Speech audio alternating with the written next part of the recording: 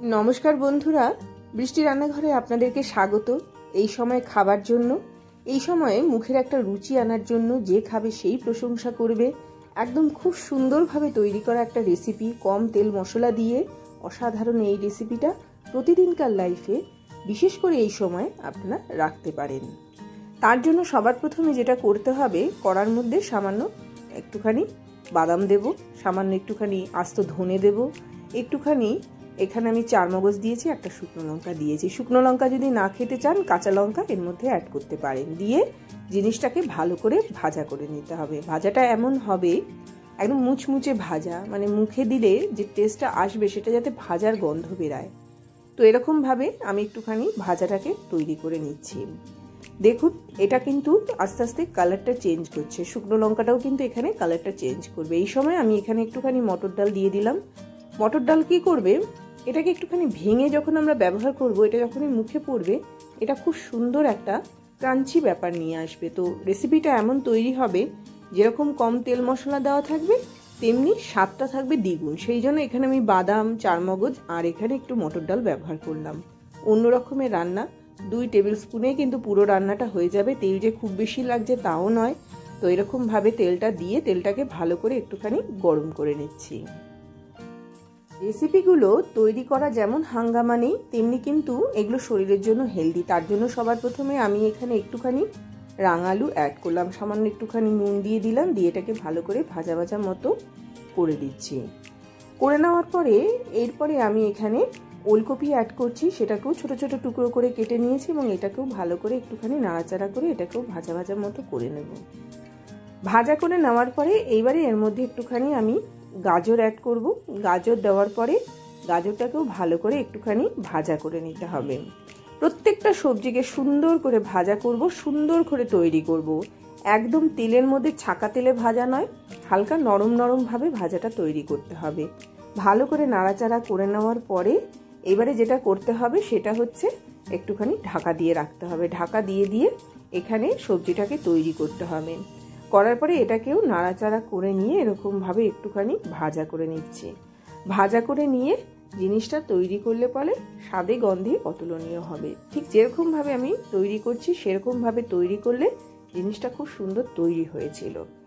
এবার এর মধ্যে আমি একটুখানি কড়াইশুঁটি অ্যাড করলাম। যা যা জিনিস প্রত্যেকটা এই সময় পাওয়া যায় সবটা দেওয়ার পরে এটাকে ঢাকা দিয়ে রাখবো। মোটামুটি একটু একটু করে সেদ্ধ করব, ঢাকা দেবো, ভাজবো, আবার একটুখানি ঢাকা দিয়ে রাখবো, সেদ্ধ করব, ভাজবো। এইভাবে পুরো জিনিসটা তৈরি হবে। আগে থেকে সেদ্ধ করে জল ঝরিয়ে রাখার দরকার নেই, ডাইরেক্ট আপনারা এইভাবেই তৈরি করতে পারেন। এবারে যেটা করব, এটাকে দেখুন অনেকটা পরিমাণে সেদ্ধ হয়ে এসছে, একটু সাইড দিয়ে কালারও ধরেছে, মানে সবজিগুলো সেদ্ধও হচ্ছে আবার একটুখানি কিন্তু ভাজা ভাজা মতোও হচ্ছে। তবে এখানে একদম ছাকা তেলে ভাজা নয়, একটুখানি শ্যালো ফ্রাই বা বলা যেতে পারে কম তেলে ভাজা করছি।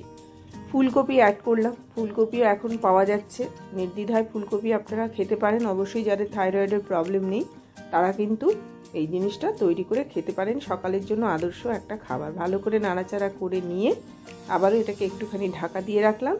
ঢাকা খুলে আবারও জিনিসটাকে নাড়বো যাতে করে ফুলকপিটাও যাতে ভালো করে সেদ্ধ হয়। প্রত্যেকটা খেপে মোটামুটি আমি 2-4 মিনিটের জন্য ঢেকে রাখছি, যাতে প্রত্যেকটা সবজি মানে একদম সেদ্ধ হয়। সেই সবজিগুলো আগে দিয়েছি যেগুলো সেদ্ধ হতে একটু বেশি সময় লাগে, আর সেই সবজিগুলো পরে দিলাম যেগুলো সেদ্ধ হতে একটুখানি তাড়াতাড়ি হয়ে যায়। এবার এর মধ্যে একটু টমেটো দিয়ে দেবো। টমেটোটার বীজটা ফেলেও আপনারা টমেটোটা অ্যাড করতে পারেন।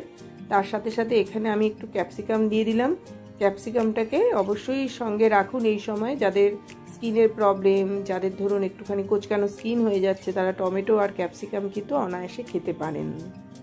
যারা গরম গরম রুটি দিয়ে একটু মানে ভাজা ভাজা টাইপের খুঁজছেন, বা যারা তরকারি খেতে একদমই ভালোবাসেন না, একটু শুকনো শুকনো খাবার ভালোবাসেন, যারা তেল মশলা ভালোবাসেন না, তাদের জন্য এই খাবারটা আদর্শ। সামান্য একটুখানি নুন দিয়ে দিলাম, আবারও জিনিসটাকে একটুখানি সেদ্ধ করে নেব।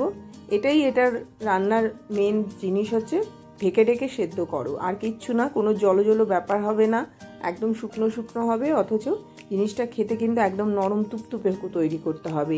ছোট্ট ছোট্ট টমেটো দেখবেন বাজারে কিনতে পাওয়া যায়, আপনারা আস্তে আস্তেও এখানে ব্যবহার করতে পারেন। তবে আমি বলবো একটুখানি টমেটোর বীজটাকে বাদ দিয়ে তারপরে এখানে আপনারা ব্যবহার করুন।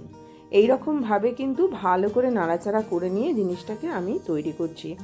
এই দেখুন টমেটোটার থেকে যতটা পরিমাণে জল বেরাবে, যতটা পরিমাণে কাঠ বেরাবে, সেটা দিয়েই কিন্তু জিনিসটা বেশ খুব সুন্দর একটু ঘন হবে। পালং শাক বুঝতেই পারছেন, পালং শাকের তো জুড়ি মেলা ভার, এত উপকারিতা। পালং শাক আপনারা ব্যবহার করতে পারেন। পালং শাক দিয়ে জিনিসটাকে আবারও ভালো করে নাড়াচাড়া করে নিতে পারেন। এই জিনিসটা একদম তৈরি হয়ে গেল। একটু সময়ের জন্য ঢেকে রাখুন, দেখবেন 2-4 মিনিট বাদে পালং শাক কিন্তু নর্মালি একদম দেখুন একদম নেতিয়ে গেল এবং একদম সেদ্ধও হয়ে গেছে। পালং শাক সেদ্ধ হতেও বেশিক্ষণ সময় লাগে না।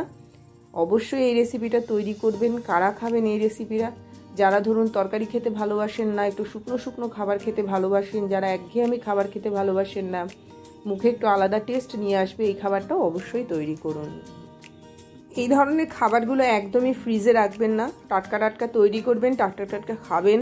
এই খাবারগুলো অসম্ভব সুস্বাদু, হেলদি, কম তেল মশলা দিয়ে, কিচ্ছুই প্রায় দিইনি বললেই চলে। নর্মাল যেগুলো আমরা মশলা খাই সেই মশলার থেকে অনেকটা দূরে, হলুদ ছাড়া, খুব সুন্দর, শরীরের জন্য হেলদি, স্কিনের জন্য ভালো। এই রেসিপিটা খেয়ে দেখুন, আমি বলছি একদমই নিরাশ হবেন না, খুবই ভালো লাগবে খেতে।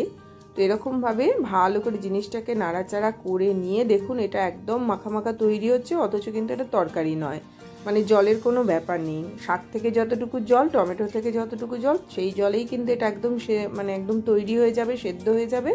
অথচ এখানে বাদাম রয়েছে, ডাল রয়েছে, যেটা কিন্তু জলটাকে একদম শুকিয়ে দেবে। তা দুটো রকমই জিনিস আমি এখানে ব্যবহার করলাম, যেটা একটুখানি জল নিয়ে আসবে আর যেটা একদম কিন্তু ড্রাই করে দেবে। তো এরকমভাবেই কিন্তু জিনিসটা তৈরি করতে পারেন, এরকমভাবেই কিন্তু জিনিসটাকে খেতে পারেন। তো একটু সামান্য মনে হচ্ছে আমার একটুখানি নুনটা মানে কম বলে মনে হয়েছে, আমি এখানে একটুখানি নুন ব্যবহার করেছি। আপনারা এর মধ্যে একটুখানি বড়ি ব্যবহার করতে পারেন, অসাধারণ খেতে লাগে। বড়িটাকে একটুখানি ভেজে নিয়ে গুঁড়ো করে দেবেন। ব্যাস, আর কি, পরিবেশন করার পালা। এরকম একটা বাটি নিয়ে নিলাম, তার মধ্যে এবারে আমি একটুখানি পরিবেশন করছি। দেখুন এরকমভাবে তৈরি করলাম। তো এরকমভাবে দেখুন একদম শুকনো শুকনো। ধনে পাতা চাইলে ধনে পাতা দিতে পারেন, যদিও আমি এখানে একটুখানি মানে ধনের গন্ধটা চাইছি, আস্ত ধনে, তো সেই হিসাবে আমি এটা তৈরি করলাম। আপনারাও তৈরি করুন, আপনারাও খান। রুটি, লুচি, পরোটা, ভাত দিয়ে যতটা না ভালো লাগে, রুটির সঙ্গে বেশি একদম দুটো নর্মাল রুটি নেবেন, এক বাটি এরকম ভাজি নেবেন, খেয়ে নেবেন, দেখবেন একদম তরতাজা লাগবে। বেশি একটা মানে খুব আইঢাই ব্যাপারটা থাকে না। তো এরকম হালকা হালকা খাবার খান, হালকা হালকা থাকুন। এই বলে আজকের মতো বিদায় নেব। আবার আসবে একটা খুব সুন্দর ভিডিও নিয়ে। ততক্ষণ সবাই ভালো থাকবেন, সুস্থ থাকবেন, দেখতে থাকবেন বৃষ্টির রান্নাঘরে। অবশ্যই চ্যানেলটির পাশে থাকবেন, অবশ্যই চ্যানেলটিকে সাবস্ক্রাইব করবেন। এই ধরনের ভিডিও প্রচুর পাওয়ার জন্য অবশ্যই কিন্তু চ্যানেলটিকে সাবস্ক্রাইব করতে হবে। আর এই ধরনের রেসিপি বাড়িতে অবশ্যই বানান, যদি ভালো লাগে তবেই সাবস্ক্রাইব করবেন। এই বলে আসলাম তাহলে। অবশ্যই এই রেসিপিটা এই সময় একবার